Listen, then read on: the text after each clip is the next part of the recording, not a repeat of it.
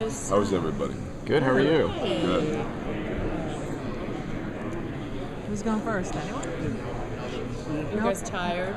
Yes, You're exhausted. Like, this is the end of what, 3 days of Madness. talking to people over and over again. Just so you know, he's not Bryan Cranston. This is Ron Perlman. I'm Katie, and I'm not Juliana Margulies. Was she here too? Didn't see her. Oh, okay. Whoever, what other girl TV person? Oh, the list is too long. I can't even Mind-boggling think. on how up on TV shows you have to be Oh in my order God. to conduct these interviews. Yeah. You have to have watched pretty much everything. Yeah, do you? That's a really good point. Right. Katie, have you sung your song for this season yet? I have not. I was just given the potential song for this season that Kurt just sent me, so I'm now listening to it. I can't even tell you the name of the artist because I can't pronounce her name, but it's a pretty cool song. Oh, Bjork. No, it wasn't Bjork. No. But I am in the middle of recording an album that hopefully will. Maybe that song will be on it. We're kind of trying to figure it out. I met with Bob on Tuesday, so Oh. he was saying maybe October, November. I hope so. Yeah, if I can find time to do my vocals. Most everything's done but my part. So hopefully October, November. Katie, any surprise for this season? Any surprises? Well, we're always full of surprises. Yeah, I mean, we have some really great new guest stars this year. We have Jimmy Smits, we have Harold, I can never pronounce his last name. Perrano. We open this season, I mean, for my character in particular, she's a bit falling apart. Actually, we're both sort of falling apart. He fell apart at the end of last year. And I followed suit, and we opened this season, us in particular, sort of on the outs. Jax is the new president of the club, right there. That's a whole new dynamic. Kind of, throws me in particular in the mix. Gemma's not quite sure what to do, being, sort of having to stand aside as her son's the president and her daughter-in-law is the queen. No fair. So I don't really know. So she's not responding really well to anything. And she's away from him. And you know how stable I am. Showed him the long, I'm a right? stabilizing force in the relationship. I'm the rock upon which this relationship He had crumbles. So how's the mother-daughter relationship dynamic working with Tara now that she's now the queen bee? Well, it's interesting. My husband talks about it a lot. Because, he relates it a lot to. I have a 17-year-old daughter. So I think he's using, he sees how we absolutely adore each other and then we're at each other. It's kind of that dynamic, that mother-daughter dynamic where, I love her more than anything. I think Gemma feels that way about Tara. She has grown to over the years, and certainly being the mother of her grandchildren, she feels very close to her. But at the same time, she feels incredibly threatened. And to see Tara take on a new position, which she becomes much more assertive and much stronger. So that's got me a little bit ruffled. But you'll see it, we kind of float back and forth. Love, hate, love, hate. Ron, it was coincident that you were with Charlie in the series and also make movies with Charlie, so what's with you? He's in my contract. We don't make a move without each other. If you look, we're even color coordinated today.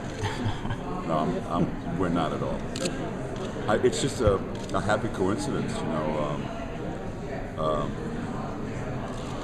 he turns me on to a bunch of people that he's working with, and he gets turned on, not by me, through a number of people that I usually work with, but Who isn't? Frankie Goes Boom, I think you were both turned on by each other, right? You look gorgeous in Frankie Jones. Really? Really? Sorry.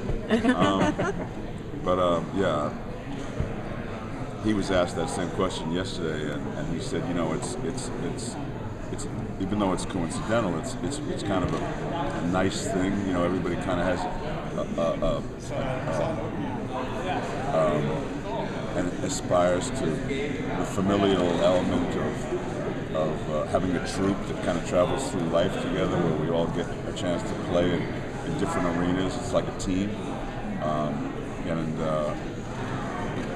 I'm not sure that this is a pattern that's going to be ongoing, but for the last couple of years, Charlie and I have been like on this sort of traveling team that does various things, not just one thing. And it's interesting to see each other in different lights and kind of help each other. Well, we don't help each other. That's overstating the case. But share in these wonderful, diverse experiences. FX usually really pushes the envelope for shows. I mean, has there been anything? You guys have been in some of the rougher scenes in the entire series. Is there anything that's really stuck with you, like after you're done filming, it's really just kind of hard to shake off in the years that you guys have been doing this? I've had a few. Certainly, the rape scene in season 2 was that arc kind of sat with me for a couple of months. Particularly that she kept it a secret. On the day last season, when we had our big fight, it wasn't something that necessarily. It's something that you think about, leading up to it. And I've never ever been hit by a man. And pretty much betting that this big guy's never come close to hitting one. So it's definitely, it alters your, it just makes you go places that you've never really thought about before. And, these are people that live in a culture where that kind of thing goes on. The fact that my belief is that this was not the first time. It perhaps reached a level that they've never been to before, but really the reason Gemma wants nothing to do with him anymore was that, but also what he did with Tara and the fact that he lied to her so many times. She was willing to forgive him a few. See, they're very, he could do a couple of things, she was okay with it. So, it's interesting playing in a subculture where the people have the same impulses that we might have, but they react to them differently. Their approach to them is way different. I've never shot anybody, and I've never slammed anybody in the face. I have to say, though, to be able to act that, it's really quite fulfilling. But it's fun. That day that where we had that big physical row last year, episode 10. I think that was a very disturbing day for both of us. It took the entire day to shoot that scene, and you have to go to these places which are really, really uncomfortable, and which you're all day long you're resisting having to go there because the relationship between Ron and Katey is way different than what was required on the day, and it took a while. It took a while for me to, just my hands stop quivering at the end of that. I think most of my most memorable stuff is the stuff that I do with Katey on the show, because Clay is, the business of what Clay does is business, but this is very personal, and she's the only one he lets his hair down with. She's the only one who really, really knows what's the softness of the guy, which we would never show to anyone else.